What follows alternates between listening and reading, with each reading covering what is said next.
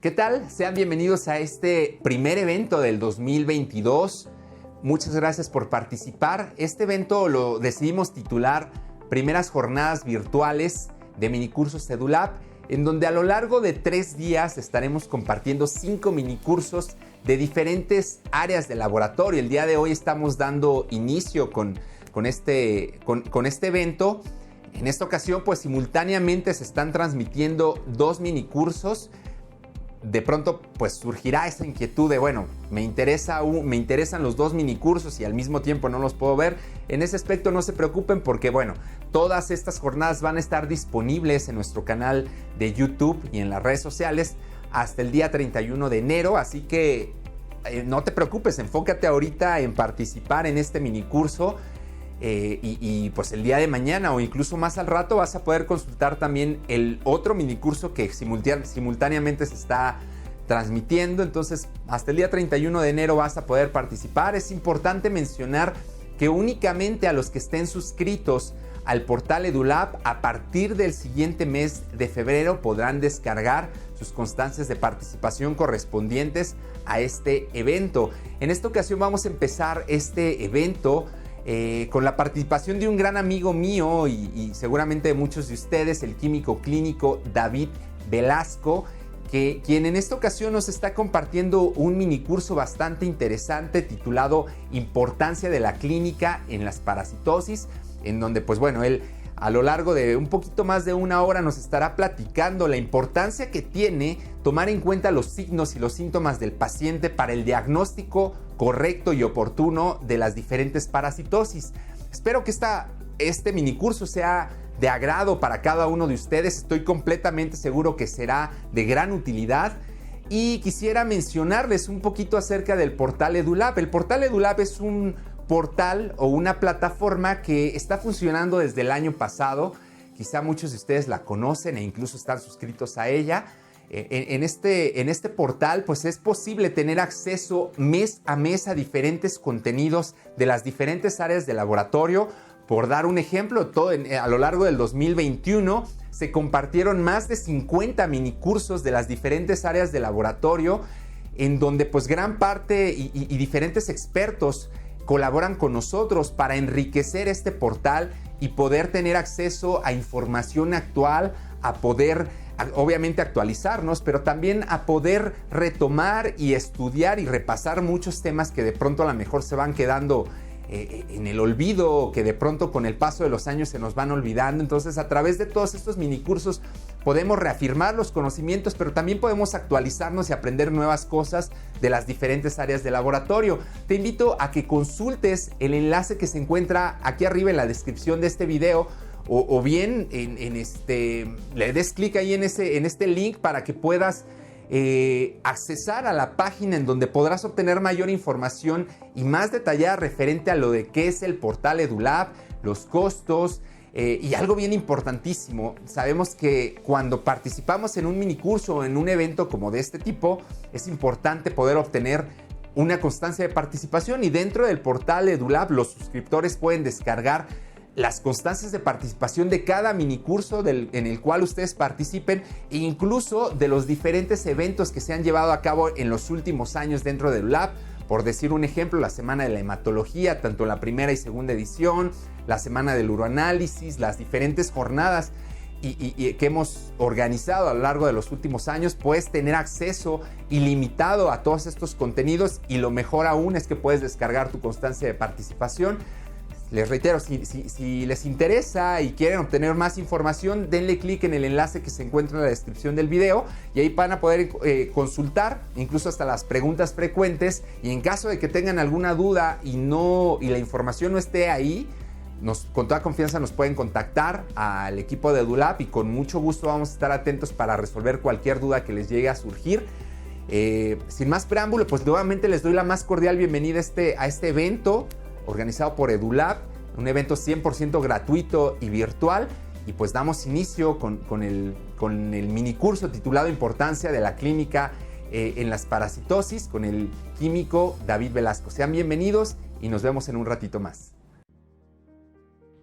Hola, buen día, espero que se encuentren muy bien.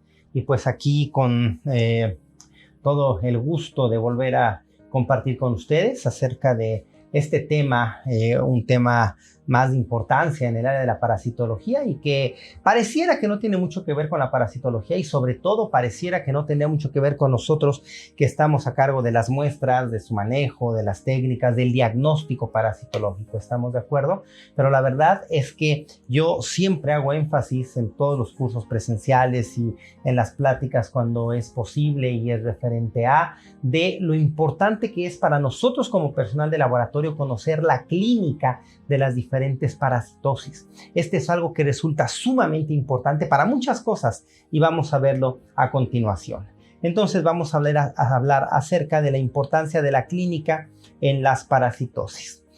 La parasitología es un área muy importante dentro de las enfermedades infecciosas y en esta asociación precisamente la interacción ocurre cuando un organismo, que es el que llamamos, ya saben que la flechita o el señalador siempre me pierde un poquito, así que ustedes disculpen, yo no sé por qué me cuesta mucho trabajo.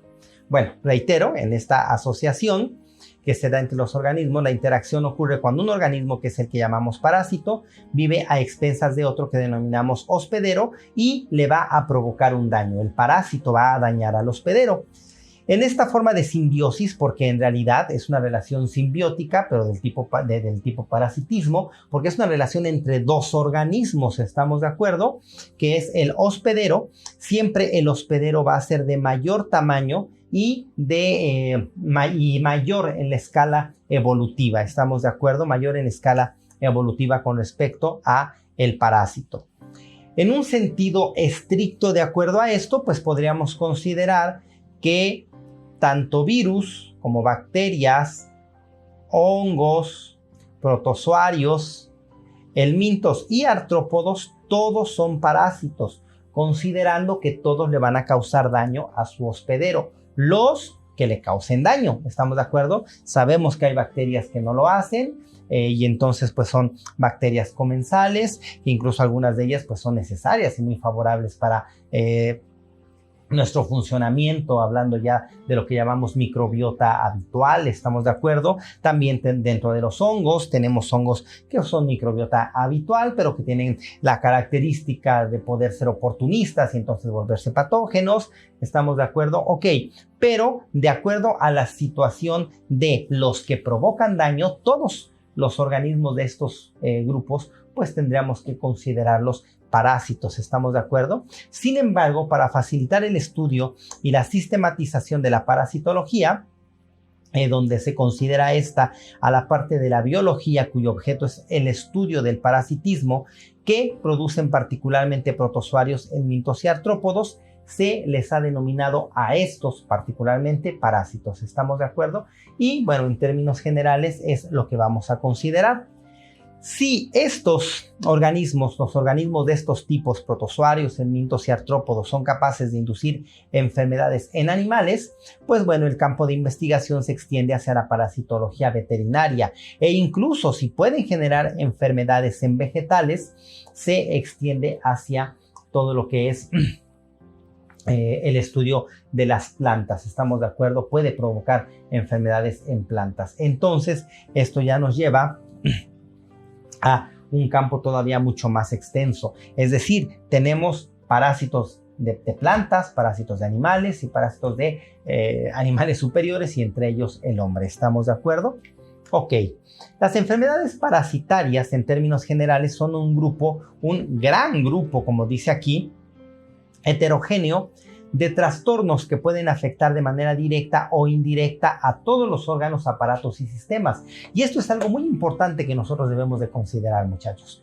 No porque tenga yo un parásito en el intestino, el único que está sufriendo es mi intestino. El parásito está en el intestino y puede estar incluso dañando de manera directa al intestino, pero en esta comunicación integral somos un todo, ¿estamos de acuerdo?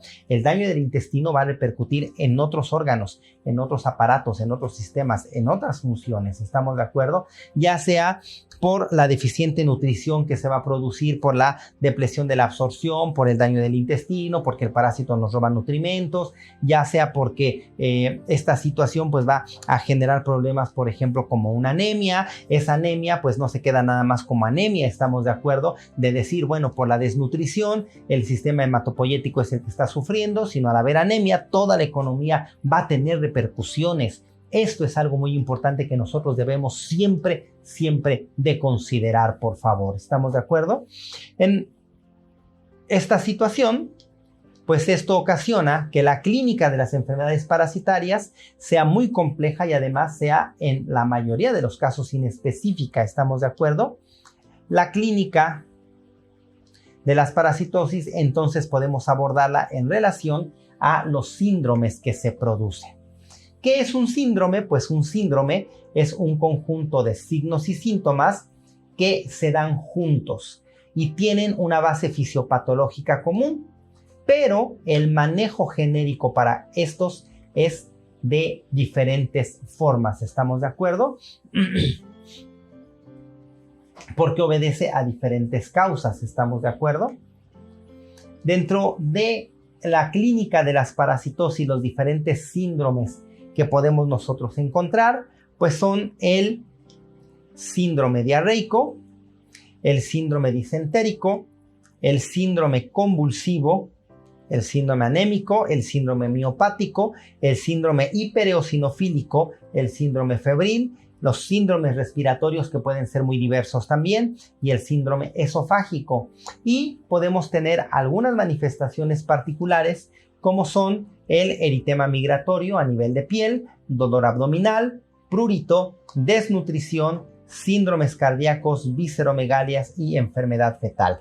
Todos estos son precisamente consecuencias de los diferentes síndromes y estos síndromes pues están provocados por la infección parasitaria. ¿Estamos de acuerdo? Los síndromes son la manifestación de enfermedad de las infecciones parasitarias. Y bueno, en general de las enfermedades infecciosas. ¿Estamos de acuerdo? Una de las principales manifestaciones clínicas de las parasitosis intestinales es el síndrome diarreico, precisamente. Y vamos a tener, por ejemplo, lo que es la diarrea aguda, que es una diarrea autolimitada y que tiene una duración de pocos días. Se considera que no requiere de investigación etiológica, pero yo siempre pongo esto en tela de juicio. ¿Por qué? Porque depende de la gravedad.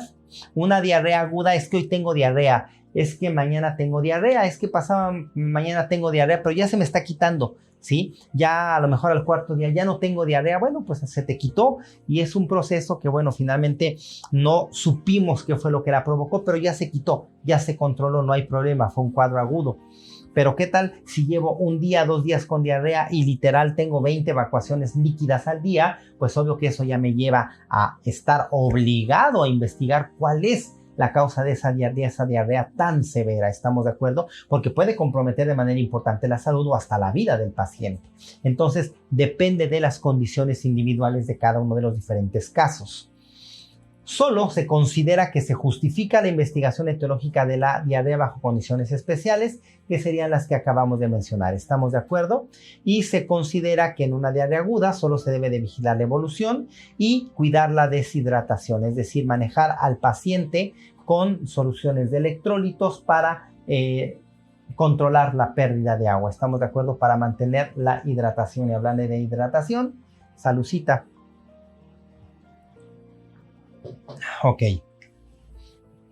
La diarrea crónica, por su parte, es una diarrea, que se considera que tiene más de un mes de duración ininterrumpida, todos los días, incluso a veces no tiene que ver con la abundancia de las deposiciones. Una diarrea aguda puede ser que todos los días defeque una vez y es líquida. ¿Estamos de acuerdo? Es una diarrea. Es aguda porque es líquida, pero finalmente puede ser 1 o 2 veces al día que consideramos normales. Pero finalmente si ya tengo 4, 5, 10, 20 deposiciones al día se complica, ¿estamos de acuerdo? Aquí puede ser que a lo mejor todos los días vaya yo, defeque 1, 2 veces al día, pero diarrea, ¿estamos de acuerdo? Ya la consistencia alterada tendiendo hacia lo blando o completamente líquido. Todos los días, ¿estamos de acuerdo? Una diarrea de más de un mes de evolución se considera que ya amerita un diagnóstico por laboratorio. Y nuevamente, pues perdón que les vuelva yo a poner aquí los signos de interrogación, pero pues depende de la gravedad del caso, de las situaciones. ¿Estamos de acuerdo? El síndrome disentérico, por su parte, se caracteriza por la presencia de moco y sangre en la materia fecal y no siempre implica el aumento de líquido en las heces. Es decir, puede ser una muestra no diarreica, puede ser una muestra que no tenga alterada la consistencia, pero sí se vea precisamente la presencia de moco y se vea la presencia de sangre. ¿Estamos de acuerdo? Pero lo que sí es importante es que va a haber un aumento en el número de las deposiciones. Repito, puede ser que no haya alteración de la consistencia, pero sí se va a manifestar la presencia de moco y sangre y sí el aumento de las evacuaciones va a ser considerable. ¿Estamos de acuerdo? ¿Esto por qué es? Porque habla de un proceso inflamatorio y debemos de recordar que lo que nos despierta el reflejo de la defecación es la presión que ejerce cierto volumen, cierta cantidad de materia fecal en el recto, en los músculos del recto.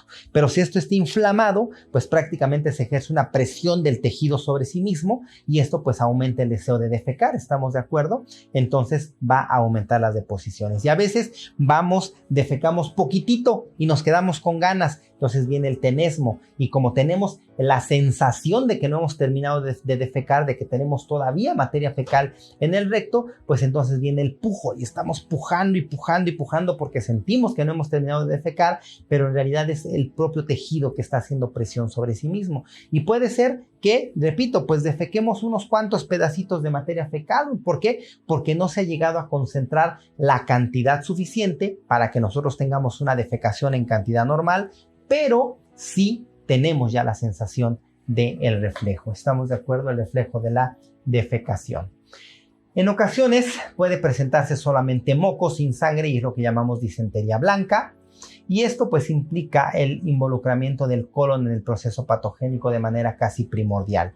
Si el recto está implicado, pues entonces es cuando les comento que hay pujo y tenesmo. Si hay disentería blanca, prácticamente puede ser el colon solamente. Ojo, en el colon también una afectación del colon, puede haber también sangre. Pero, ¿cuál es la diferencia? Si tenemos pujo y tenesmo, si necesitamos o sentimos aumentado el deseo de defecar, entonces es el recto el que está comprometido o también el recto. Si no hay esto, entonces es solamente el colon. Y si ustedes se dan cuenta, mediante la evaluación y consideración de estos signos y síntomas, que es como se evalúa precisamente la clínica de las parasitosis, vamos entendiendo, incluso podemos llegar a identificar cuáles son las zonas anatómicas, cuáles son los órganos que están involucrados en el proceso patológico. ¿Estamos de acuerdo? Ok. El síndrome disentérico, hablando de las parasitosis, es característico de la amibiasis, pero sin embargo también puede provocarse en el caso de bacteriosis como la shigellosis o en infecciones por algunos serotipos de Escherichia coli. Y hablando de parásitos, bueno, pues Balantidium coli también puede provocar disentería. ¿Estamos de acuerdo? Ok, porque son parásitos protozoarios que tienen la capacidad de ulcerar, de lacerar el tejido. Hablando del síndrome convulsivo, las convulsiones son descargas neuronales que frecuentemente se llevan a cabo a nivel de la corteza cerebral. Son corticales y son involuntarias y paroxísticas, es decir, son por episodios. ¿Estamos de acuerdo? Son descargas que se dan de manera discontinua. Y bueno, pueden deberse a irritación de las células de la corteza cerebral por cuerpos extraños en una zona y en la vecindad por la irritación o inflamación incluso que puede llegar a producirse. ¿Estamos de acuerdo? Generalmente cuando son focales y tardías, que se presentan en la edad adulta, se deben a la presencia de cisticercos, se deben a una neurocisticercosis. ¿Estamos de acuerdo? ¿A qué nos referimos con que son focales? A que son convulsiones muy puntuales y a veces son situaciones o cuestiones, condiciones más bien, que no podemos ni nos imaginamos que debemos de considerar como una convulsión. Por ejemplo, el hecho de personas que tienen lo que a veces les llamamos tics. Es que tienes un tic nervioso, ¿verdad? Bueno, a veces es nervioso, sí puede ser, pero a veces no es nervioso. Personas que, por ejemplo, de repente, así por alguna situación, les brinca una mano. O el párpado, ¿estamos de acuerdo? O simplemente un dedo. ¿no? O empiezan así como con situaciones de espasmos musculares. Esas situaciones pueden ser pequeñas convulsiones focalizadas, ¿estamos de acuerdo? Y repito, si se presentan en la adultez, se considera aproximadamente de los 14 años en adelante, entonces ya estamos hablando de una alta probabilidad de que se trate de cisticercos. ¿Por qué de una neurocisticercosis? Pues porque se considera que la infección se llevó a cabo en la niñez y tarda un tiempo considerable en llegar a ciertas localizaciones, y conforme va creciendo la vesícula del cisticerco, pues obvio va generando el daño y más daño hasta que comienza a ser perceptible. ¿Estamos de acuerdo? Hay también en el caso del síndrome convulsivo, y sobre todo cuando se trata de procesos infecciosos, la presencia de un líquido cefalorraquídeo inflamatorio y se genera hipertensión intracraneana. Y en el caso de la neurocisticercosis es muy común.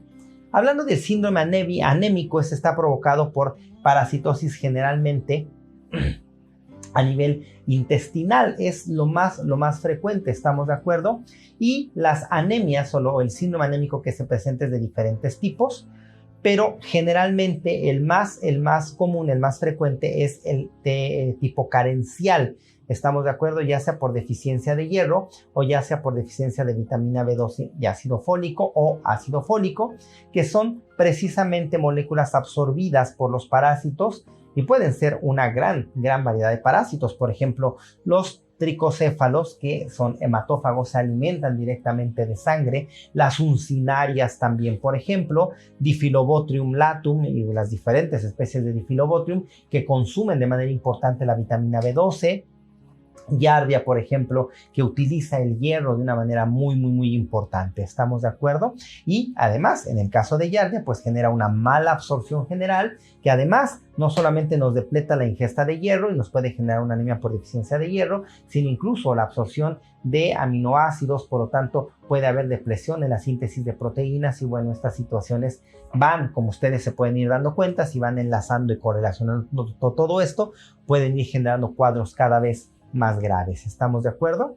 Puede haber también anemia hemolítica causada por algunos parásitos en particular, como son los hemosporinos, donde encontramos a Plasmodium y encontramos a Babesia. ¿Estamos de acuerdo? Las diferentes especies de cada uno de ellos. En el caso de las parasitosis, pues también puede haber anemia por pérdida crónica de sangre, como es la causada por las uncinarias.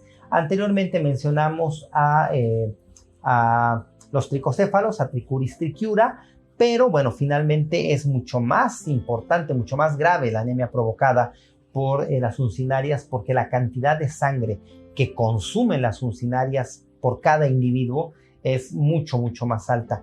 Una uncinaria en promedio por día consume aproximadamente 500 microlitros de sangre por día. ¿Estamos de acuerdo? Entonces puede ser muy alto.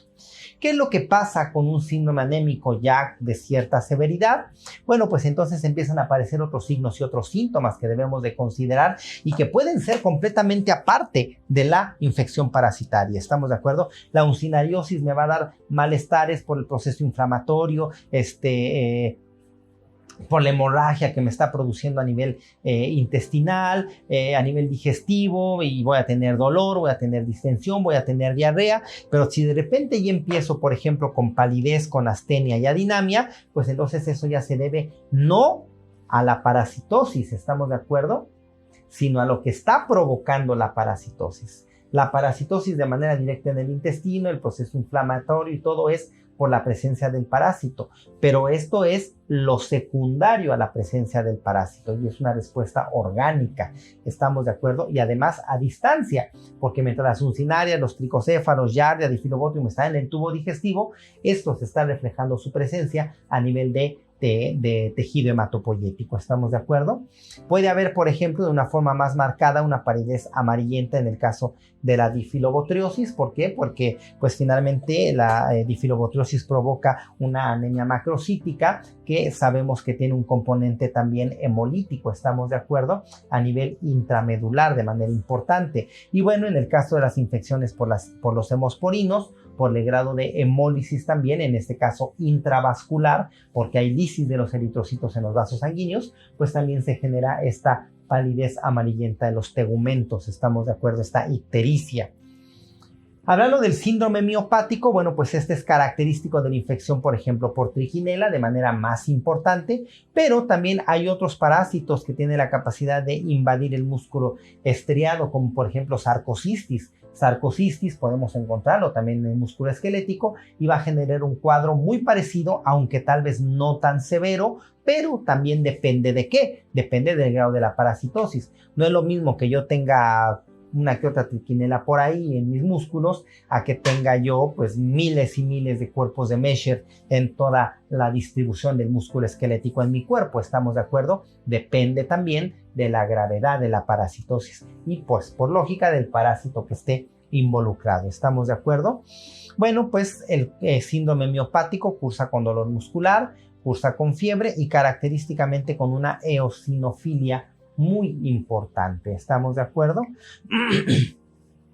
En este caso, pues se genera un edema facial, hay un derrame subconjuntival que es muy característico, hablando del síndrome miopático y sobre todo por trichinela, hay derrames retinianos o subunguales.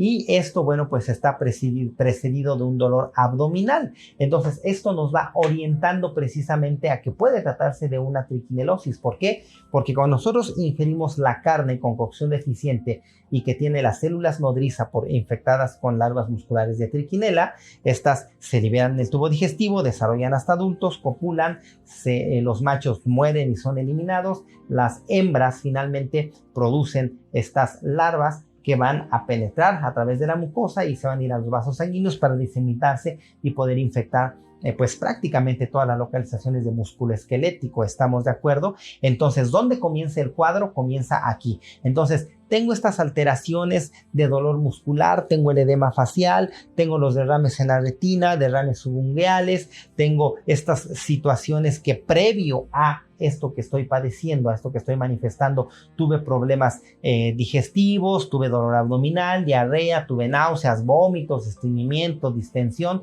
Bueno, pues entonces esto en concomitancia me puede hacer pensar en una probable triquinelosis. ¿Estamos de acuerdo? Y el saber que en el caso de la triquinelosis de manera más particular, aunque todos los músculos de la economía pueden estar comprometidos, los que más particularmente se afectan son los bíceps, los músculos extraoculares, los músculos masticadores, lo que es el macetero, el pterigoideo interno, el pterigoideo externo, y los músculos del cuello y espalda son los más involucrados, sobre todo por la expansión o por la cantidad de masa, por lo voluminoso que son. ¿Estamos de acuerdo? Hablando del síndrome hipereosinofílico, este es característico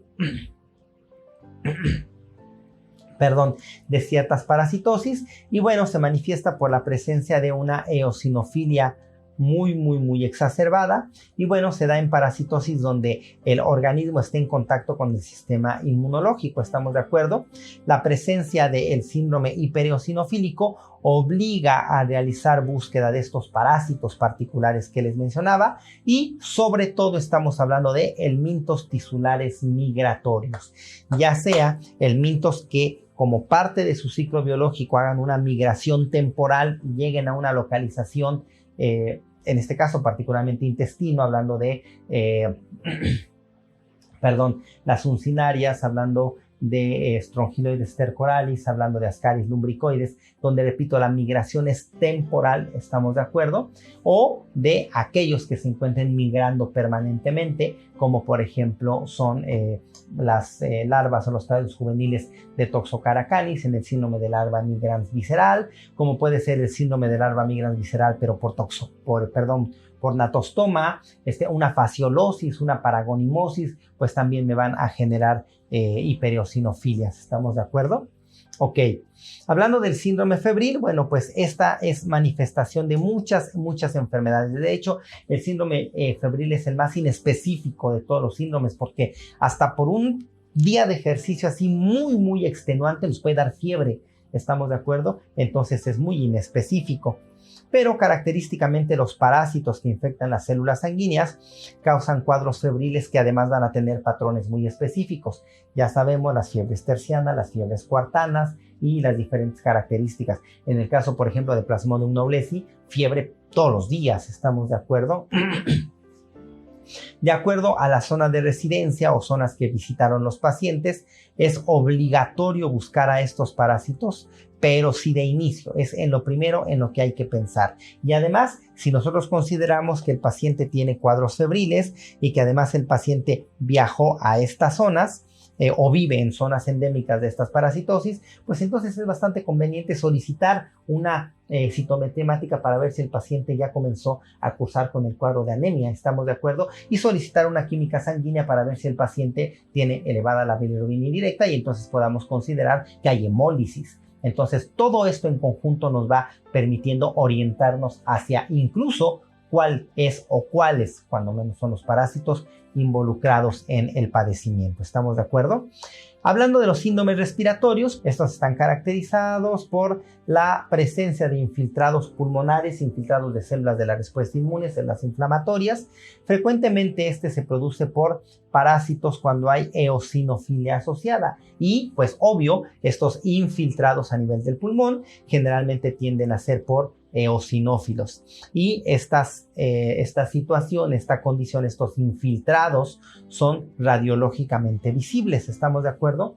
Son ocasionados por la migración o incluso estadía de parásitos que tienen tropismo pulmonar. Estos parásitos les gusta estar en el parénquima pulmonar, ya sea de manera temporal o ya sea de manera permanente, pero la respuesta inmune los va a seguir si es que es una migración permanente, o los va a rodear si es que el pulmón es su localización, el parénquima pulmonar, como en el caso, por ejemplo, de Paragonimus, y entonces van a verse esta manifestación, ¿estamos de acuerdo?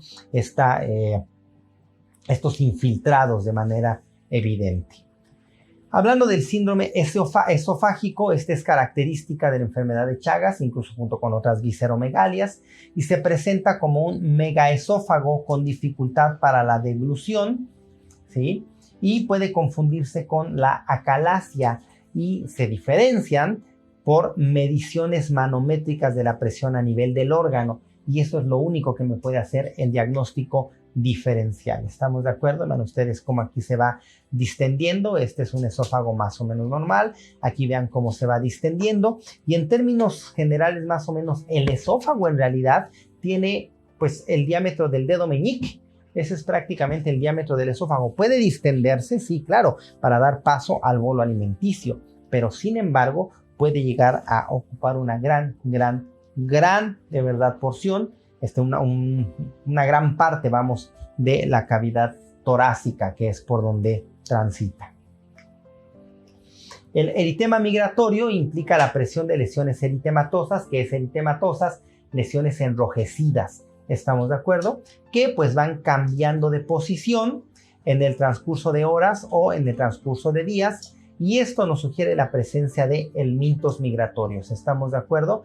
Que se van desplazando por el tejido celular subcutáneo y de manera muy importante, como se están desplazando y van liberando sus moléculas de sus antígenos de excreción-secreción, pues me generan respuestas de tipo alérgico, y estas lesiones eritematosas van acompañadas generalmente de dolor, son dolorosas porque se inflaman. De hecho, recordemos, ese eritema es parte de uno de los puntos cardinales de la inflamación, ¿estamos de acuerdo? ¿Recuerdan ustedes cuáles son estos signos particulares o que le llaman puntos cardinales de la inflamación? Rubor, que es el enrojecimiento; tumor, que es precisamente la formación de esas masas por la inflamación, ¿estamos de acuerdo? Por la acumulación, el infiltrado de estas células; dolor, precisamente por la estimulación y irritación de las terminaciones nerviosas; calor, porque precisamente el eritema es la liberación de células de eritrocitos y células de la respuesta inmune por la extravasación, por la vasodilatación que se produce, ¿estamos de acuerdo? Y bueno, el último de ellos es la pérdida de la función, si es que la inflamación se vuelve permanente, ¿estamos de acuerdo? Si se vuelve crónica. Puede confundirse un eritema migratorio con la paniculitis y el eritema nodoso. Y bueno, lo que es determinante es el cambio de posición con el tiempo. Es lo que me hace determinante para poder diferenciar de estos otros dos padecimientos, donde no existe este cambio de posición de las lesiones. El dolor abdominal, pues también es inespecífico, es frecuentemente asociado a parasitosis intestinales. Llega uno al médico, es que me duele la panza, es que tengo diarrea, es que usted tiene amibas, tome su metronidazol. No siempre, debemos de tener cuidado con esto, ¿estamos de acuerdo? Recuerden, en el caso de las parasitosis, no debemos desparasitarnos sin un examen coproparasitoscópico previo que me diga qué parásito es el que me está infectando, y entonces el médico pueda determinar dosis y pueda determinar el antiparasitario adecuado, la dosis y el tiempo de administración. ¿Estamos de acuerdo? Incluso, pues, como lo hemos mencionado, quienes han escuchado alguna otra de estas pláticas que tenga que ver con ese tema, la cuantificación en el caso de los huevos del Mintos, que nos ayuda también a escoger el fármaco y que nos ayuda a la dosificación. ¿Estamos de acuerdo? Ok. Es también frecuente el dolor abdominal en trastornos funcionales del colon, como el colon irritable, como la enfermedad inflamatoria intestinal. ¿Estamos de acuerdo? Suele ser entre los médicos causa de prescripción farmacológica antiparasitaria, repito, sin la realización de un diagnóstico por el laboratorio, lo cual verdaderamente termina siendo atroz. ¿Estamos de acuerdo? Me iba a caer. Entonces, esto es algo que suele ser, ahí le repites, Miguel, por favor, va de nuevo, a partir de aquí. Esto, pues entonces suele ser entre los médicos causa de prescripción farmacológica antiparasitaria sin la realización de un diagnóstico previo por el laboratorio, lo cual es completamente inadecuado. ¿Estamos de acuerdo? Por favor, no se desparasiten cada 6 meses a lo tonto. ¿Quieren tener la certeza? Bueno, pues entonces háganse un examen coproparasitoscópico, que les hagan un diagnóstico, y si no se observan parásitos, pues ni siquiera se tomen nada. Créanme que no lo necesitan. ¿Estamos de acuerdo? Además, tener alguno que otro protozoario y hasta uno que otro gusanito ahí en el intestino de vez en cuando nos ayuda como inmunomoduladores muy, muy importantes. ¿Estamos de acuerdo? Ok. El prurito, y cuando hablamos de zonas muy, muy específicas de la anatomía, el prurito anal, si tú sientes que te pica la colita, bueno, pues es característico de las infecciones por tricocéfalos y por oxuros. En el caso de los oxuros, pues es de manera particular porque sabemos que la hembra migra en las noches, sale a través del ano y oviposita y también coloca una proteína adherente que cuando se seca, cuando se deshidrata, pues esta proteína pues se absorbe un poco, es antigénica y la misma situación de sequedad que se produce genera prurito. ¿Estamos de acuerdo? En el caso de la tricocefalosis es cuando ya comienza a producir una inflamación importante del recto, que esta inflamación es la que me comienza a generar la sensación de prurito. ¿Estamos de acuerdo? Y sabemos que puede terminar con un prolapso rectal en el caso de la tricocefalosis. Puede ser causado también por hemorroides o por dermatitis perianal y entonces no es una parasitosis, pero es que le pica la colita, se rasca, antiparasitario albendazol porque tiene enterobius, tiene oxuros. Puede ser que no. Hay que tener cuidado con todo esto. ¿Estamos de acuerdo? Es característico e importante en las ectoparasitosis que infestan al hospedador. Recuerden ustedes que los ectoparásitos, los artrópodos, infestan, no infectan, aunque pues algunos autores consideran que casos como por ejemplo la sarna, donde ya el parásito no está propiamente sobre el cuerpo, sino ya se introdujo hacia la dermis, incluso puede llegar a la hipodermis, ya puede ser que esté, o ya podríamos considerar más una infección porque rebasó el límite de la barrera de la piel. ¿Estamos de acuerdo? Si hablamos, por ejemplo, de prurito característicamente vaginal y esto se acompaña de un flujo amarillento y un olor particular, bueno, pues este es particular de la tricomonosis, aunque no resulta patognomónico. ¿Estamos de acuerdo? La desnutrición es un signo bidireccional en el caso de las parasitosis.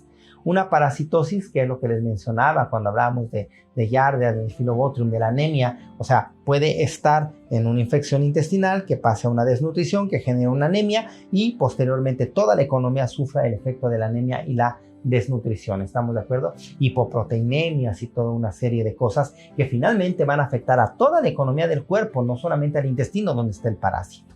Ok, entonces la desnutrición es un signo bidireccional para las parasitosis y bueno, pues un parásito causa desnutrición en mayor o menor grado al hospedador, pero un individuo desnutrido puede tener mayor susceptibilidad a las parasitosis, a no autolimitar cierta parasitosis o a ciertos organismos, estamos de acuerdo, ciertas infecciones.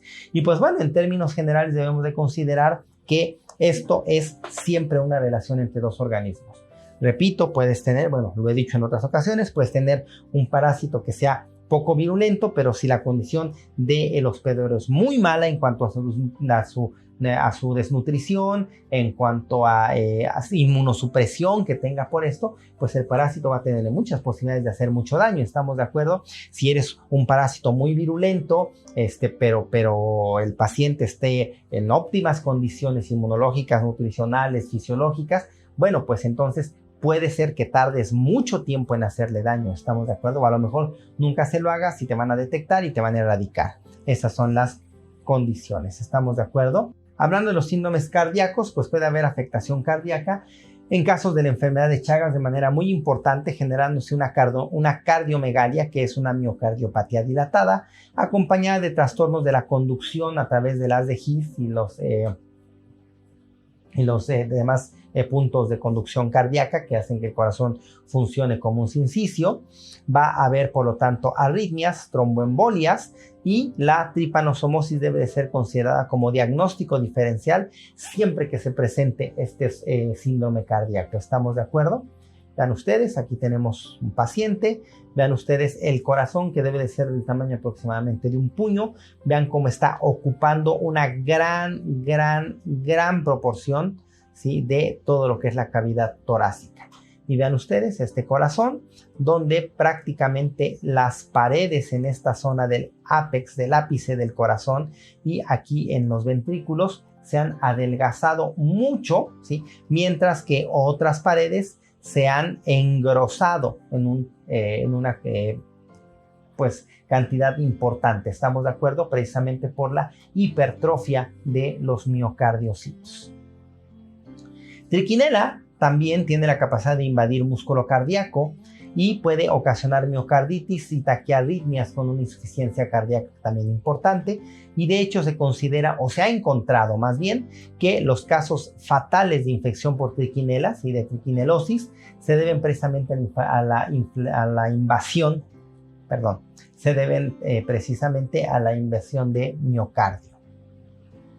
Las otras visceromegalias son crecimientos de las vísceras que se encuentran en una exploración física sistemática y pueden ser causadas por parásitos. La esplenomegalia puede ser ocasionada por el paludismo y por la leishmaniosis de manera muy importante. La enfermedad de Chagas también puede generarnos una esplenomegalia considerable. Sin embargo, de estas tres parasitosis que la provocan, la más importante, la más grande de todas, es la esplenomegalia causada por leishmania.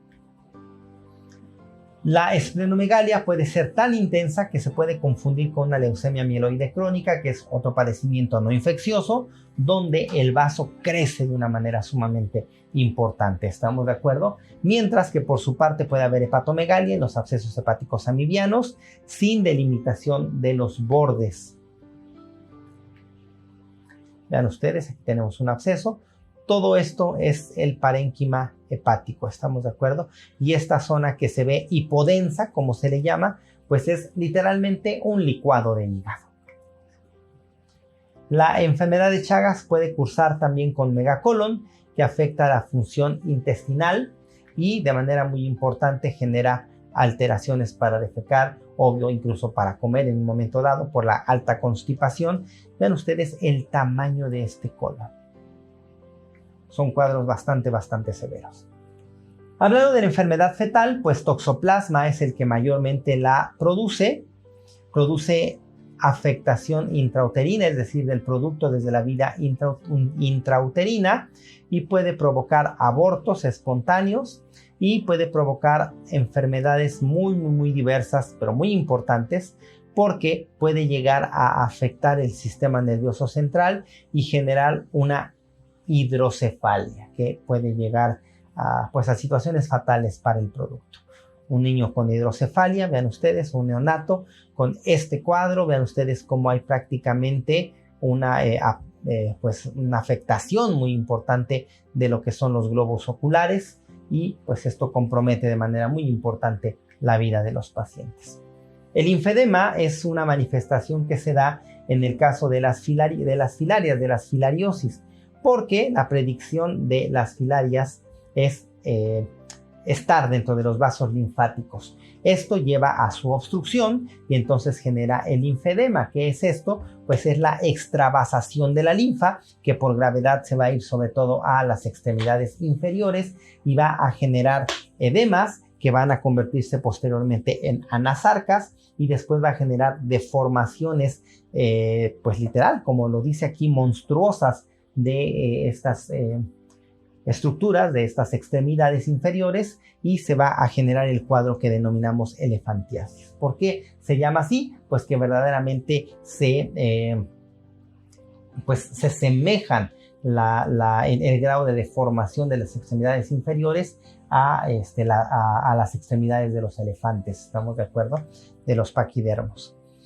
El conocimiento básico en parasitología es bien importante entonces, y debemos de considerar que durante el desempeño médico, pero también de laboratorio. ¿Por qué? Porque debemos de estar en comunicación e interacción directa con los médicos, pues repito, el conocimiento de ciertos aspectos fundamentales de la parasitología resulta esencial para la práctica clínica, y conocimiento de la parte clínica de las parasitosis resulta esencial para nosotros en el diagnóstico de laboratorio.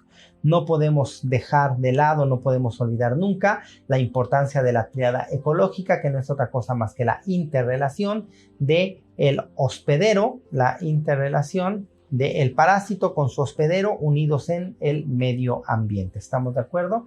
El hospedero, que bueno, debe de presentar las características biológicas y conductuales para poder estar expuesto, infectarse y manifestar la enfermedad.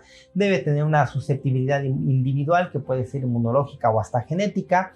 Repito, pues el sistema inmunitario depende de su condición de inmunocompetencia o inmunodeficiencia. Puede volver susceptible o incluso hacer que una parasitosis pueda ser de mayor gravedad que en otros individuos. El perfil genético, el nivel socioeconómico y cultural y el tipo de estilo de vida son importantes por parte del hospedero, mientras que por parte del parásito, la virulencia, la transmisibilidad, la patogenicidad, la adaptación y la adaptación evolutiva, es decir, con el paso del tiempo de las diferentes generaciones, cómo se han adaptado a los cambios, incluso hasta en el propio hospedero, de tipo de alimentación del hospedero, de condiciones ambientales del hospedero y que las afectan entonces a ellos, a los parásitos, y estos son situaciones que van volviendo complejo, pero cada vez más interesante esto. ¿Estamos de acuerdo? Pues en el parásito también tiene importancia la dinámica de la transmisión, si es que es un vehículo común, como es la ingestión, inhalación o inoculación, o si son de propagación directa. ¿Estamos de acuerdo? Y el medio ambiente, pues es el que contiene las características del medio ambiente físico, como es la geografía, el clima, la altitud, la humedad, los factores bióticos y abióticos para que sea favorable que exista el parásito en ese medio ambiente, pero también su hospedero. ¿Estamos de acuerdo? Y los ambientes sociales, como son la demografía, por los hacinamientos, la disponibilidad de servicios, el empleo, el sistema de salud, que haya un buen sistema de salud, la microeconomía, la macroeconomía, la cultura y la educación. Todas estas son muy importantes como condicionantes. Repito, la tríada ecológica es algo que a nosotros debemos de darle una suma importancia. ¿Estamos de acuerdo? Por su parte, los ciclos biológicos, que son la serie de eventos que se repiten periódica y constantemente en el medio ambiente, y el microhábitat del parásito, que determinan la prevalencia de este para su llegada al hospedero, que lo que va a hacer es albergarlo y perpetuarlo. Eso es lo que corresponde a un ciclo biológico, a la definición del ciclo biológico, ¿ok? El ciclo biológico de un parásito pues está determinado por el medio ambiente, está determinado por que éste sea adecuado, así como por el hábitat y el hospedero. ¿Estamos de acuerdo? Y de manera muy importante debemos de considerar que si uno de estos elementos se altera, ya sea las características del medio ambiente, ya sean las características del hospedero o del parásito, el ciclo biológico puede cambiar, como sucede en algunas situaciones con Strongyloides stercoralis, donde puede hacerse una diseminación y una hiperinfección que no comprometa solo al tubo digestivo, o bien se interrumpe parcialmente, como en el caso de Toxocara, que si infecta a un humano en lugar de a un animal como perros y gatos, no van a desarrollar los parásitos hasta el estadio adulto, sino se van a quedar como estadios larvarios, como estados juveniles, o incluso totalmente, como en el caso de los Cysticercus bovis, que si finalmente un humano se infecta con los huevos de Taenia saginata, nunca va a desarrollar el cisticerco. Estamos de acuerdo, el cisticerco bovis, pero si esto sucede con un bovino, pues claro que el ciclo va a continuar y va a poder desarrollar el cisticerco. ¿Estamos de acuerdo? El conocimiento de los ciclos biológicos permite considerar las características y condiciones adecuadas para que podamos solicitar estudios a laboratorio. ¿Estamos de acuerdo? Como son el tipo de muestra, la forma de toma, si se busca algún parásito en específico o incluso el momento preciso para tomar la muestra, dependiendo de eso es lo que nos va a dar mucha importancia. El ciclo biológico nos va a permitir determinar cuándo, cómo, en qué condiciones y qué tipo de muestra vamos a solicitar. ¿Estamos de acuerdo? Hablando, por ejemplo, de especies de interés humano, como un ejemplo, nosotros pues debemos de considerar que al menos 10 especies de plasmodios infectan al hombre, pero solamente 4 de ellas se considera que lo enferman, aunque actualmente ya tenemos perfectamente comprobado que son 5 con Plasmodium knowlesi y que además es de carácter zoonótico, pero las anteriores como Plasmodium vivax o Valimalaria infectan al hombre de una manera que se considera benigna relativamente, pero pues tenemos a Plasmodium falciparum que causa cuadros malignos muy importantes. ¿Estamos de acuerdo? Vean ustedes aquí como ejemplo, y esto es porque vamos a hablar en estos sesiones de minicursos posteriormente del paludismo, por eso se los adelanto. Por ejemplo, si consideramos nosotros ya la manifestación de la enfermedad, que es el paludismo, bueno, la sinonimia, todos los nombres que se le adjudican a esta parasitosis son el paludismo, que es como se le llama en Latinoamérica, la malaria, que es la denominación que da la OMS, la denominación mundial, fiebre intermitente, fiebre de los pantanos, fiebre palustre. ¿Estamos de acuerdo? El cuadro clínico patognomónico es escalofríos, o sea, esto tiene que ver con un síndrome febril, lo que es la diaforesis o sudación intensa, hipotermia y relajación alternando con periodos asintomáticos. ¿Estamos de acuerdo? Como signos, pues se da la hepatoesplenomegalia, más esplenomegalia que hepatomegalia, cuando ya el parásito se encuentra en la sangre, y pues la anemia característica. ¿Estamos de acuerdo? Esas son las situaciones particulares que pueden presentarse.